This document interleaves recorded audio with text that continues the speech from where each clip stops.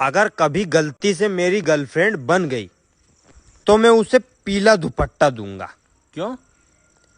क्योंकि लाल दुपट्टा उड़ जाता है हवा के झोंके से। हाँ। अरे साला बिया किया, बिया में हमको बुलाया भी नहीं रे। अरे दोस्त, पापा बोले कि बाराती में कुत्ता सबको नहीं ले जाना है। अच्छा। कहा था ना मैंने, जिस दिन मारूंगा छाती पर। ओ तेरी बहन की लग गई। रोज के कमाई खड़े खड़े ठोक दे।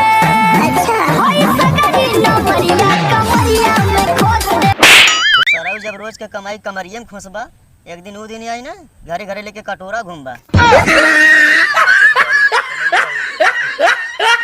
हरियाणा पंजाब वाले लौंडन का देखा था, आर्मी की तैयारी, कुश्ती की तैयारी, भाला फेंक के तैयारी, क्रिकेट के तैयारी, वॉलीबॉल के तैयारी करता हूँ। तोरे सब का करता ये गंदवावा है यूपी में। यूपी के लौंडन का कम ना समझा, मतलब हमारे सब कम तैयारी करते ही। दुर्गा पूजा की तैयारी, भंडारा की तैयारी, ऑर्केस्ट्रा की तैयारी, शादी ब्याह की तैयारी, चुनाव की तैयारी, और एक दिन बचा तो पेपर की तैयारी।